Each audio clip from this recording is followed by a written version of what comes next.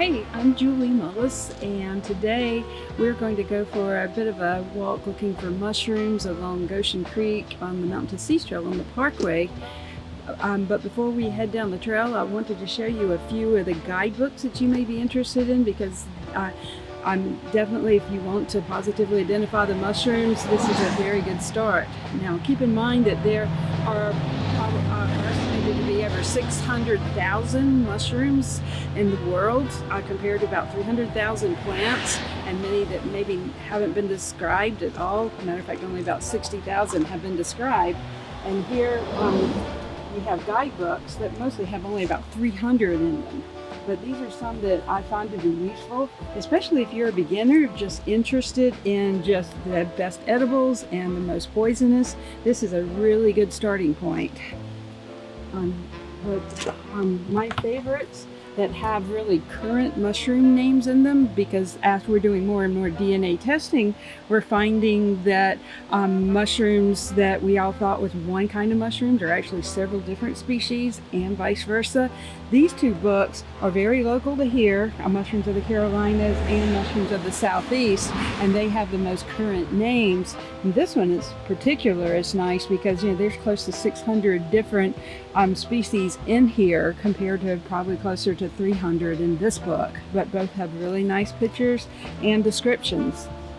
A couple of others that are good if you just want to see a lot of mushrooms with photographs. There's over 1,000 in here, though it does have the older names. And we have some really big ones that are more general for the whole country that have lots and lots of names. So I do advise that you get a guidebook so that as you find mushrooms, you can figure out what they are and what family they belong in. Now, as we go down this trail, there's many mushrooms we won't see. As a matter of fact, when you're out gathering mushrooms, you find that you may find a few in one place and a few more in another place, and sometimes not many at all. And typically when you're gathering mushrooms, especially for the pot or to eat, I find myself scheduling my walks on where I know recurring mushrooms may be flushing at the time. And the mushroom that I probably look for the most is this one. This one is called chicken of the woods or sulfur shelf, and it's one of the most beautiful mushrooms I think I know of. It grows on different hardwood trees in this region of the country, and it is a decomposer, meaning it's breaking down trees that are on the way to dying or dying to make soil out of them. And it is one of the best edibles. It has a texture of chicken, but what I feel is an even better flavor. Really good sauteed in butter. But see how beautiful it is underneath. When you first pick it, it's the color of a baby chick, even more yellow, and sunset orange on the top. So I just wanted to let you see this one because I find it to be a really special one. One other mushroom I want to bring up is a family, a big family called the boletes, and they are distinguished from not having gills that look like an umbrella underneath, but instead they're pores, which are little tubes that form hollow holes all underneath. It looks like a sponge. And we will see some boletes on the trail, but I was really excited to find this particular bolete that stains blue. When it was fresh, it was bright yellow here, but whenever I would scratch it, it would stain, so I could actually write on it. And I found this about 2 days ago, so it is discolored, but the flesh is also a stainer. Notice as soon as the air hits it, it's turning this brilliant blue. And when you're keying out a mushroom, meaning using a dichotomous key where you're giving 2 clues and you choose which one is right for that mushroom, and you're looking at all sorts of parts, like what does the cap look and feel like, what kind of gills or pores or teeth are underneath, what does the stem look like, and staining is another really big one. And you can see this one definitely stains blue. This one is called the sensitive bolete, with good reason, because of how sensitive it is to just air and touch. When we go, I'm going to carry a basket, which I know looks cute, and I always love to see mushroom forayers with their baskets. But there's a good reason to have baskets. When you lay the mushrooms in, the spores can still come through the looser baskets, and so you're still doing what the mushroom is there for. It's basically a fruiting body or a sex organ that just wants to spread its spores to meet other mushrooms, basically. And you would never put a mushroom in a plastic bag. It just ends up just getting all gooky and not being able to take in the oxygen that it needs to. So I've got my basket, and I've got some wax bags, which is what I store mushrooms in the refrigerator. It allows them to breathe better. And I've got a magnifying glass because sometimes I want to see what real teeny tiny pores or gills look like, and I can see them quickly with a magnifying glass. I have found with my smartphone I can do the same thing by taking a picture and blowing it up, but the magnifying glass is quick and easy. I also keep a ruler with me just in case I need to measure specifics. Now, I'm not taking a guidebook with me, and so many times I end up using these once I bring a mushroom I want to know a positive identification for. Now, I am not going to be identifying every species. That's not what this is about. I just want to show you some general families of mushrooms and some that I find catch my eye. One other thing I have that I keep in my back pocket is a knife, but this one is a special mushroom gathering knife. It has a brush so I can brush off any debris, and it's got a really nice forked knife that helps me cut a mushroom off without getting the soil on it. If I'm gathering for food, that's really important. I also sometimes use popsicle sticks or spoons to dig down to see whether or not there's a vulva or underneath that shows the family that has the most poisonous mushrooms in it. So usually I carry a teaspoon with me as well. So that's what I have, and I'm ready to hit the trail.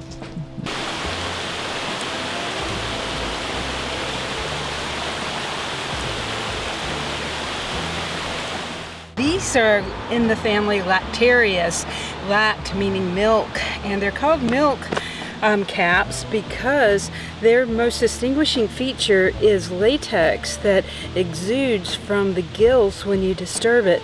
And if you look up close, you can see all this white latex just beating up, and that tells you this is in the Lactarius family. Also, it's a rather granular type of flesh that snaps almost like chalk when it's young, and there'll be latex that really comes out of here.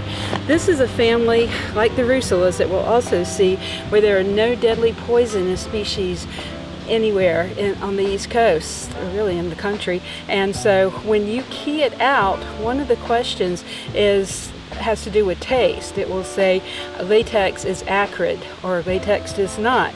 And so you're asked to actually get a drop of the latex and put it on your tongue to see what it does. Sometimes it's very mild, nothing happens. Sometimes it's a creeper and it seems fine at first, and then all of a sudden it's like, yikes! You've got like the hottest times 10 ghost pepper on your tongue. It's that hot. Other times it's very bitter, and sometimes it has a smell or a taste that's almost spice-like, but that is a main indicator. Smell is as well, and this one smells fishy, which is a good thing because there's one mushroom, Lactarius carugus, which has a fishy smell, though when you cook it the fishiness is gone, but when you cook it, it stays very firm and it has the texture of meat, of beef, and it is considered a really good edible. So here we go, we've got Lactarius carugus here. You can see how pretty the cap is. It almost looks circular on top, which would be another feature that you would key out. But that's a good find. There are no poisonous species, so one of the indicators is always the smell and the taste. But in this case, you would just pinch a little bit off of the cap, put it in your mouth, not swallow it, but just move it around on your tongue to see what it does. And this one is very mild, almost sweet. A lot of the red ones are outrageously hot, and I'm still waiting because sometimes they're a creeper. So A lot of the lighter colored red ones are shrimp mushrooms, which are a good edible. The green quilted rusula, I know, is a good edible. One of the few that people actually seek out in the rusula family. So that's one way that you can tell which species it is by keying it out. Now both the Lactarius that we saw just now and the rusula are what you call mycorrhizal, meaning they are not decomposing dying wood, but instead they're living on the roots of the mycelium, which is the body of the organism itself, is living on the roots of other trees, exchanging minerals that it pulls in from the soil in exchange for sugars that the trees make through photosynthesis. And it makes the trees healthier, it makes the forest healthier, and of course it makes the mycelium healthier. A really beautiful symbiotic relationship. Down here is one of my absolute favorite mushrooms as far as being interesting. This one is called a genus named Calistoma, or orange aspic puffball. And notice it's just covered with this gelatinous goo. Just tons of it. But if I break through the goo to get actually to the body itself, you'll notice that it looks like there's almost a little star, which actually really hasn't formed yet, but in a couple of days it will look like a little orange star at the top. That's going to be the top where once the spores mature, they're going to squirt out of it. I'm sure most of you have pushed on a bright puffball and saw the spores come out, but when the spores come out of this, they're white like chalk. But inside, did a little squirty, there is the white inner part that's later is going to turn into that fine chalky powder and come out. Now the goo is protecting it, I assume, and later on it ends up getting these little things that look like tiny little orange seeds all around it, and I believe that is like a secondary form of reproduction. But it is one of the more interesting of the puffballs I've ever run into. Most puffballs are edible, but I've never heard this one to be, probably because it's so slimy. I don't know. This is one that's related to a puffball, but it's called an earthball, and this is a poisonous mushroom. If you open the inside, it's blackish purple inside. And where if you open a puffball, it's not going to be as hard on the outside, and it's going to be white and creamy inside. Puffballs are very good edibles. They can be substituted for custard or eggs and take in the flavor of whatever you cook them with, but the earth balls, definitely you wouldn't want to eat those.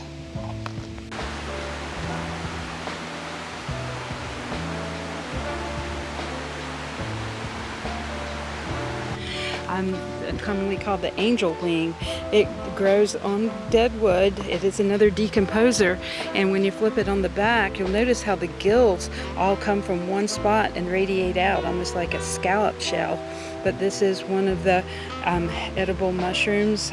If you know of oysters from restaurants, or you find them sometimes in the gourmet section of grocery stores. But yep, there's a whole cluster of oysters here. Sometimes you find much bigger ones, and sometimes hundreds of them all on one log. And you can see there's more at the very far end of that log over there. But this whole log has been colonized by them.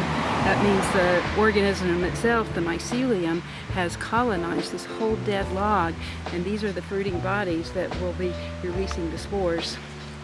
Little teeny tiny little mushroom. This is Chanterelle minor, which is the small chanterelle. And this is would be good to eat, but it's just so teeny tiny, the smallest of the chanterelles. And when you look underneath, you're going to see the gills go slightly down the stems, and it's sort of tornado shaped. Now I just happen to have some bigger chanterelles to compare with this, and I'll show you those. Now this is the type that are very much desired for the pot.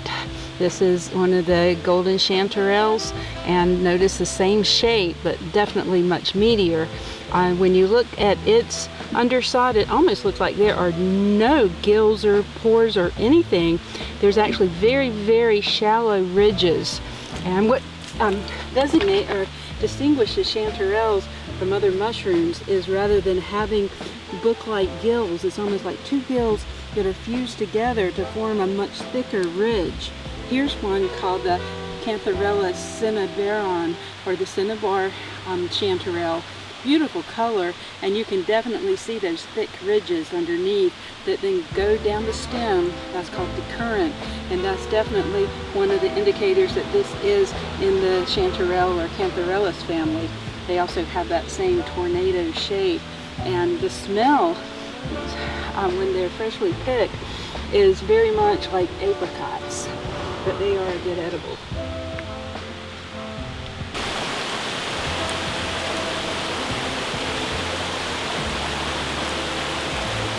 Here we have one of the many corals that we have, another decomposer that's decomposing this log. I love the corals because they look like they should be found under the ocean.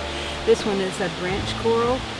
You can find many white ones, but there's also beautiful violet colored ones, red ones, orange ones, yellow ones. They are all over the place. Some are very branch like this, and others, have only one prong to them. In the U.S., very few people eat them, though there are some that are considered choice edibles in Asia and in Latin America. I'm going to take this one little piece off so you can see it up close. But isn't it a beautiful mushroom? See why it's called branch? It branches off into even smaller branches near the top.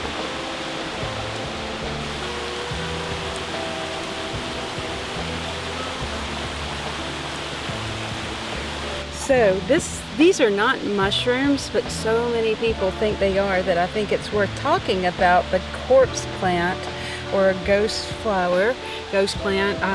Most people around here know it as Indian pipe, but that's becoming politically incorrect. The scientific name is monotropa, meaning one direction that it's hanging, uniflora, one flower.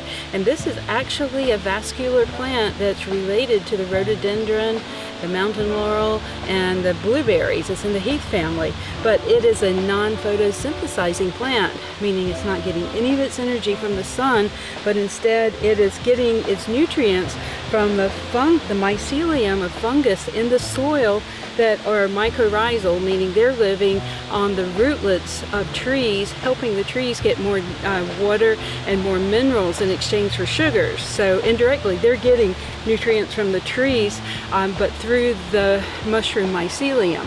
And so that's how it's getting all of its nutrients, and it's not green because it's not photosynthesizing. If you were to look at the flower structure and take it apart, its structure is very similar to that of the rhododendron's male and female sex parts. But that is most commonly called Indian pipe, or corpse plant, or ghost plant, sometimes ghost flower.